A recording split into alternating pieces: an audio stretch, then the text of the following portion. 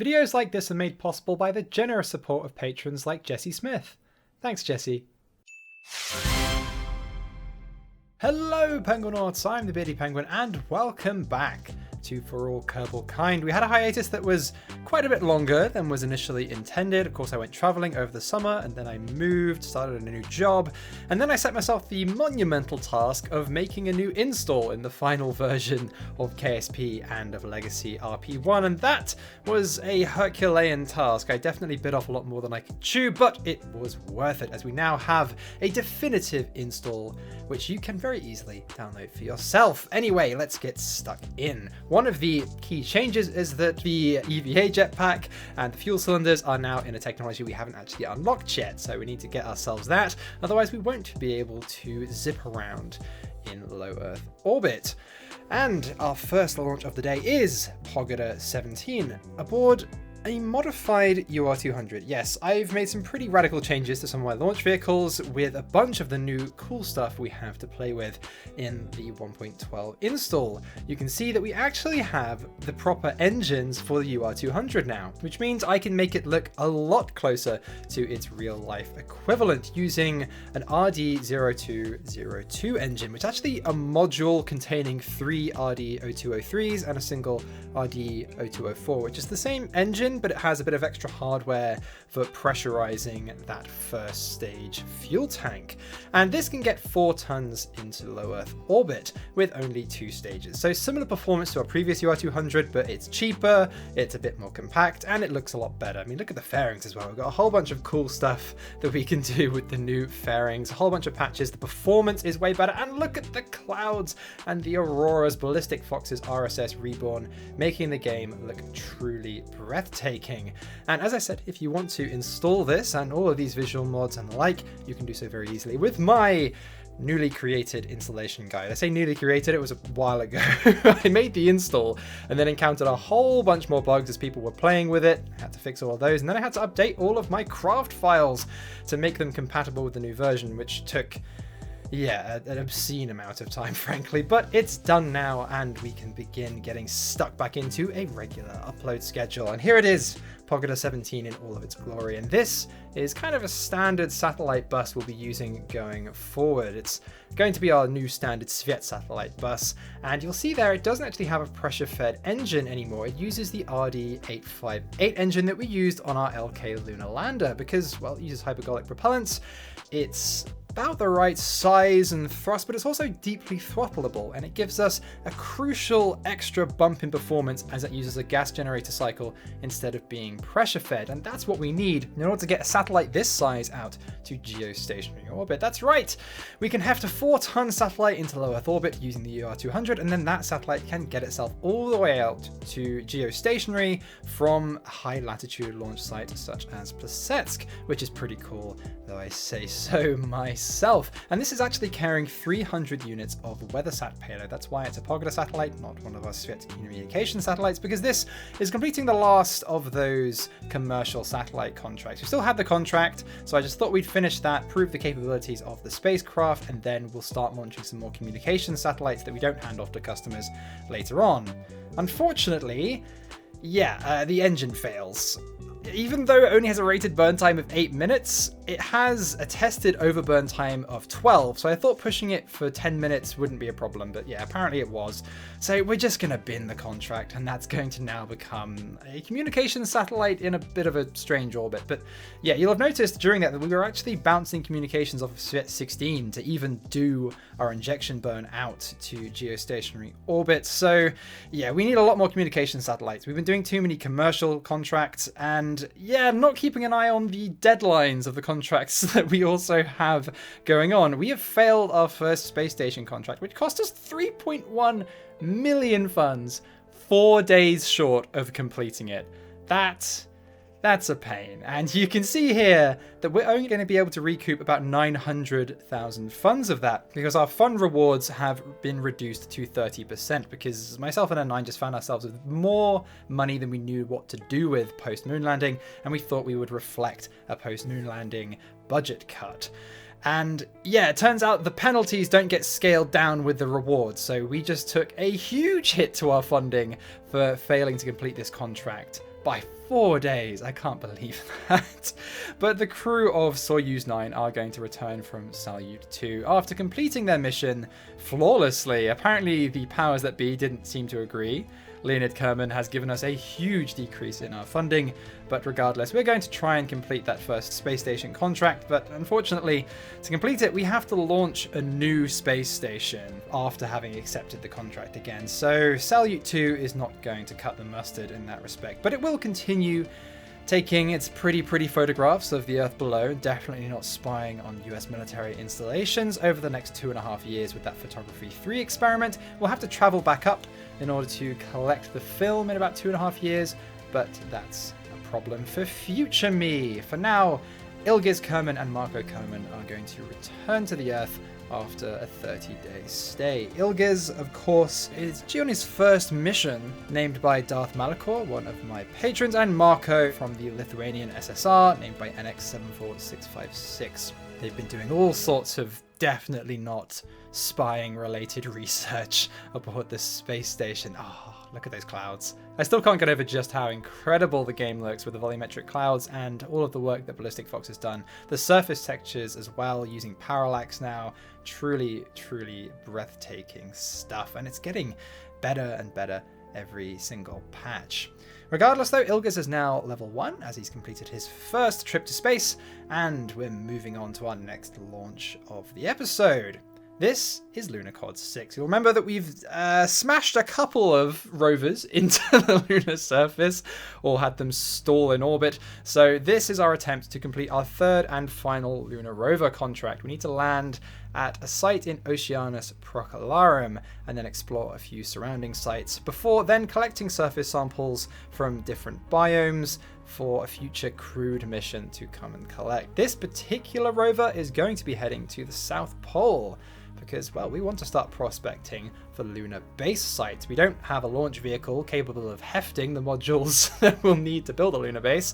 That'll come in a future episode. I'll probably do a stream designing the UR700. I think that's going to be the vehicle that we'll use to launch lunar base modules and land them, but we need to find an appropriate site to plonk them. It's probably going to end up being Shackleton Crater, but of course we need to actually discover the reasons for sighting ourselves at Shackleton Crater within the game. We can't just use our knowledge from reality. We have to actually go find that ice within the game as well. But there it is in all of its glory, Lunokhod 6, same design as before. You'll notice though that the UR500 Yakko booster has had a few minor tweaks to it. It looks a bit nicer. It's actually got a much more elegant fairing over those vernier thrusters that just extend past the radius of the fuel tank, so I had to shape a fairing to fit over those instead of just having a fairing that's wider than the rest of the rocket. But I think I managed to do quite a nice job of making it look a little bit closer to the real life Proton.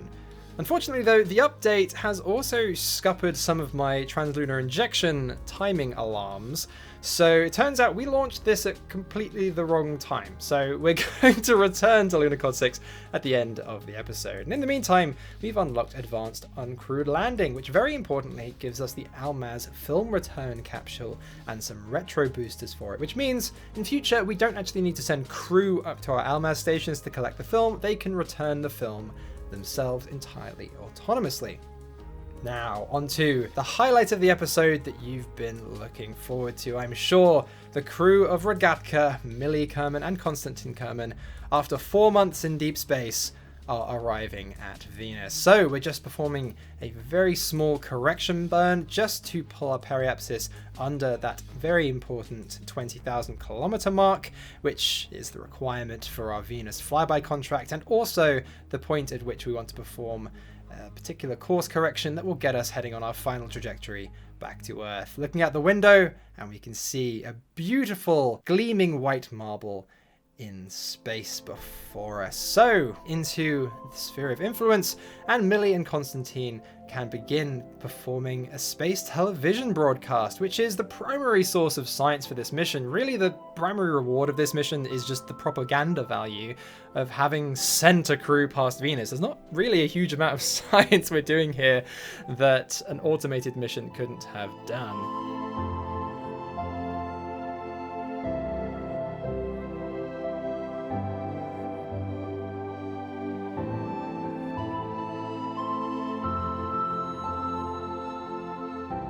Now we can plot our return trajectory and we should get back to Earth in a little over 10 months time.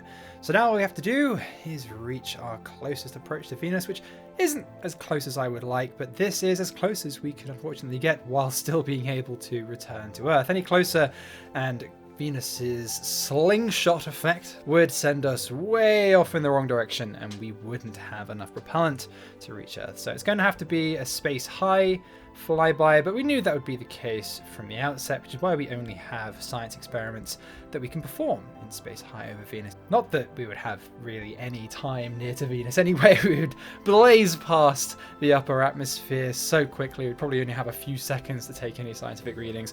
One of the earlier drafts of this mission, I did actually have some small atmospheric probes that Rogatka would drop, but we were just on such tight delta V margins that it wasn't feasible.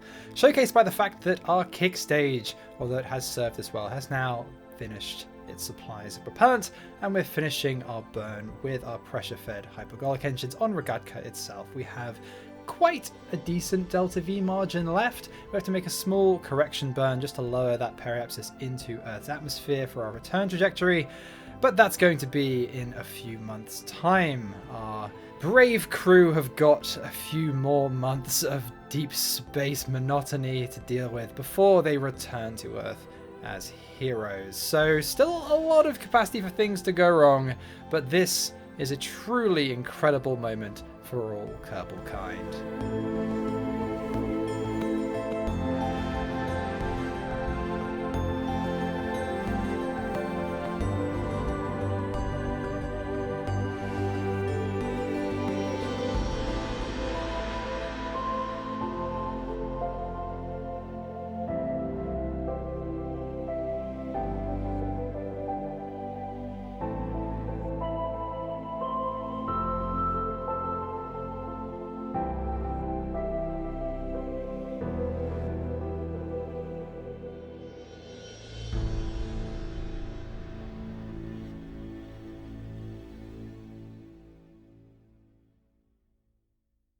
So with our correction burn plan for 5 months' time, there's nothing for Millie and Konstantin to do now but hunker down and wait. It's going to be a long journey. We don't know if there's going to be a coronal mass ejection that'll flood the compartment with unhealthy but probably not deadly levels of radiation. So we're just going to leave them to it. It's been pretty astonishing just how invested you guys are in the well-being of the Rogatka crew. So many people dismissed that initial launch as, oh, they're dead. But the further they've got, the more excited people have got about it. They really, really want to know what happens to them. I think because it's an ongoing narrative in the background of so many episodes, because it's such a long mission, that people are really, really excited about it. I know this most recent hiatus definitely hasn't helped with that. So many people have been pulling their hair out, wanting to know what happens to Millie and Konstantin, but they are on their way home now, so every episode that passes, they get a little bit closer to coming back to the Soviet Union. In the meantime, though, we are, of course, launching another Almaz station. This is Almaz 2, although publicly known as Salyut 3. We're, of course, using our civilian space station program to shield our military space station program, and we've got some quite interesting targets for this one. We're actually going to be sending an intercosmos Kerbal up, and you might be surprised about that as it's a military space station, but we are sending up the first cosmonaut from the German Democratic Republic, more commonly known as East Germany. Her name is Peggy Kerman, and she's going to be going up on Soyuz 10. But unfortunately, just before launch, we start to get some troubling reports from Rogatka. Remember when I said that coronal mass ejections were the only thing threatening our crew? Well, going stir-crazy seems to be another thing I didn't quite account for. Konstantin and Millie's stress levels are going through the roof post-flyby, so we'll address that again a little bit later. But in the meantime, we have unlocked extravehicular activity just in time for Soyuz 10, with, as I mentioned, Peggy Kerman aboard. Now, Peggy was named by one of my patrons, Nico's Black Vespa. And the reason why she is, of course, cleared to fly to a military space station is because East Germany is part of the Warsaw Pact. So, since we share the intelligence from these satellites with them anyway, and Peggy has military clearance, we are allowed to send her to a military space station. Now, she is going to be performing crystal growth experiments while aboard, and the real Almaz stations did actually have German experiments on board. So this does actually somewhat reflect reality, even though German cosmonauts did not fly to the military space stations. In fact, not many people flew to the military space stations at all, because most of them didn't work. But ours have been a little bit more successful. Our civilian one, not so much. Salyut 1 was a little bit too close to its real-life performance, but the next space station we'll be launching, Salyut 4, will actually be another civilian station, allowing us to send up a few more intercosmos Kerbals, as we have a few more in the pipeline, and potentially some Kerbals from the European Space Agency.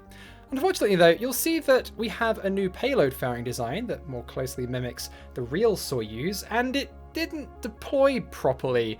It was hanging on for an extra 2 minutes, and don't underestimate just how heavy payload fairings are. Carrying that payload fairing for an extra 2 minutes into the flight has seriously eaten into our already quite stringent Delta-V budget for launching into a sun-synchronous orbit. So we're just going to miss orbit with the R11 launch vehicle by the skin of our teeth. But we're going to still try and reach Salyut 3 using Soyuz's own propulsion system. By the time we actually reached orbit though, I realized that this is going to be quite tricky. I was just focusing on getting us into space at this point. I didn't look over our Delta-V readouts until it was too late.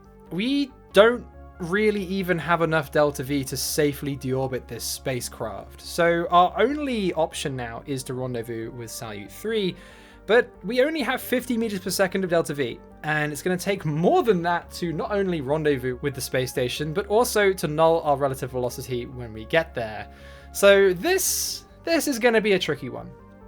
Thankfully, we had quite an efficient insertion of Salyut 3 into orbit, so its onboard propellant still has quite a bit of Delta-V remaining. So we're going to actually rendezvous the space station with the Soyuz. The Soyuz is running on fumes, and well, after we perform our burn to get our intercept and we null our about 40 meters per second of relative velocity, the space station is similarly running on fumes. In fact, its reaction control thrusters use the same propellant as its main engines, so we don't want to burn all of it, otherwise the space station is going to start tumbling and we're not going to be able to dock with it. In fact, the entire space station would then be a write-off because it needs to be able to orient precisely in order to point its cameras at the ground to take all those beautiful scientific photographs of American ICBM launch sites. Now, as I said, we've completely run out of propellant for the main engine, but we have still got plenty of RCS propellant on the Soyuz. That actually has a separate fuel supply for that using high-test peroxide. So we orient the space station to the normal vector with the last dregs of its propellant, and then we bring Soyuz 10 in for the rendezvous. I'm sure this is a fair bit more excitement than Peggy was expecting for her first mission, but really, with the first German in space and the surrounding press on this mission, of course, with large segments of the actual mission profile omitted as it involves a military space station, it would be really embarrassing for this mission to fail. Though, of course, an added benefit of having a high-profile visit from a German cosmonaut is that it does lend credence to the cover story that this is a civilian space station, never mind the fact that Peggy used to be part of East German military intelligence. Regardless, we do actually manage to rendezvous Soyuz 10 with the space station. It's a good thing too, because Salyut 3 has just run out of propellant. So if we bump this or screw up this approach in any way, it's going to start tumbling. But thankfully, Svetlana is an expert, a veteran of low Earth orbit flights with the Soyuz, and she brings it in for a gentle docking.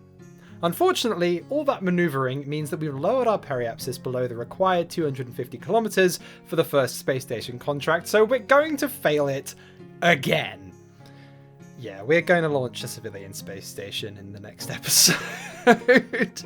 Salyut 4 is going to go into a standard orbit from Baikonur heading east, which means we have much bigger delta V margins on any rendezvousing spacecraft. It's much easier to reach. These Almaz stations have to be in this orbit for the photography experiment, which makes sense as we want to traverse over as much of the globe as possible to perform all our scientific photography. But yeah, they're really quite tricky to rendezvous with, so I'd rather not have to do this more times, because this station and future stations have actually got those film return canisters. Peggy and Svetlana settle in for what's going to have to be a rescue mission in the next episode. It's a real good thing we packed those EVA jetpacks that we just finished researching, because, well, that station is now dependent on Soyuz 10 for its attitude control. So if we undock it, that station is just a write-off. It won't be able to orient itself to send its film back to Earth. So we're going to have them jump out the airlock into another Soyuz. So stay tuned for that in a future episode. But for now, we are finally heading back to Lunokhod 6 on its way to the moon. Yeah, we're finally doing our translunar injection burn. Thankfully, we have lots of multi-layer insulation on this fuel tank, so we didn't have any boil off in the intervening time. But I think the update to Real Solar System has put the moon where it should be at this point in time. I remember lots of people were trying to use the phase of the moon to calculate when myself and N9 actually landed on the moon, and didn't have much luck with that because the moon was actually in the wrong place for the specific point in time. So the moon has actually moved in its orbit to a more accurate point, but that meant that all of my translunar injection timers that I set were all wrong, so I had to redo those. Just as we're entering the moon's sphere of influence though, we get another warning from Rogatka. Now Millie is starting to lose her mind, and it was at this point I realized why. Before the update, the habitation module that comprises a huge chunk of Rogatka had a treadmill, which adds comfort to the spacecraft and reduces stress. Since the update, that treadmill has been removed, and you'll notice the proportions of some of the parts in Rogatka have changed as well. So my headcanon here is that their treadmill broke a few months into the mission, and now they can't get their daily dose of exercise, and so their physical and mental health is going to rapidly start deteriorating. The Kerbalism wiki says that they may have a mental breakdown. There's no set timer on that. I don't know if that's going to happen before they return to Earth. What it doesn't say is what happens if that happens. The mission's fully automated, so it's not going to interfere with them getting back to Earth, but I really don't know if they're just going to refuse to work or if they might actually kill each other. So yeah, a bit of added excitement to Rogatka that I wasn't quite expecting. I'm crossing my fingers that they manage to get back to Earth before they go completely stir crazy. Worst comes to worst, we can seal them in the two separate compartments. The entire spacecraft is automated. They are really little more than caretakers for propaganda points. That's a problem for future me once again. That guy hates me. And in the meantime, we have a little success to celebrate as Lunokhod 6 soft lands on the lunar surface in Oceanus Procellarum. That RD-301 fluorine engine really proving its worth. It's actually such a useful engine, providing a nice niche between a very dense fuel in ammonia and fluorine, but very high performance. Not quite to the point of hydrogen, but of course we can reuse smaller fuel tanks and use the same payload fairings as it's so much denser. So we deploy Lunokhod 6 onto the surface, have our usual precarious drive down our rather steep ramp, and we begin our scientific experiments after a little bump onto the surface. As you can see, it has those two command seats ready for a future crewed mission. I don't know if it's going to be 6 or the previous rover that we landed that will actually greet that particular crew. It depends what they find, I suppose. It depends how long it takes for this to reach Shackleton Crater. It can only travel at about 0.5 meters per second and only really moves while its solar panels are in sunlight, so it may take some time, but it turns out we're actually quite near to Surveyor 3, so we're going to go visit that on the way to our waypoint to complete our contract. We learnt the hard way that letting contracts expire is very, very painful in this episode, so it should reach Surveyor 3 and complete its contract before heading down to Shackleton Crater. But that will be in a future episode. Thank you very much for watching, everyone. I've been the Beardy Penguin. For All Kerbalkind is back, and it should be back on a regular upload schedule with a single episode from myself, N9 or Carnasa, every weekend. So once every 3 weeks, but staggered, so you get an episode each weekend. That is our new upload schedule. I don't know if we're going to meet it next weekend. I'm not going to commit to it. N9 has a habit of letting these things slip, and yeah, I underestimated just how much work it would take to rebuild all of my craft files. But all of those are now available on my Patreon. In the £1 tier, you can get this episode's save files and all of the favourite craft files, including an N1, the Konkordsky, all updated for use in the new install. So thanks for watching, Penguinauts. I'm the Beardy Penguin, and I'll see you all next time. A massive thank you to my patrons and donators for their generous support, and an extra special thank you to the Amazing Steak, Dakota Clark, Olaf Hammerhand, Madsaw, Peter Lushtinets, Simone67, Lady Lagsalot, Scott Milligan, Jesse Smith, NX74656, Jordan Millwood, Frosty Moon, Lunokhod the Fox, and Mr. Bluestar.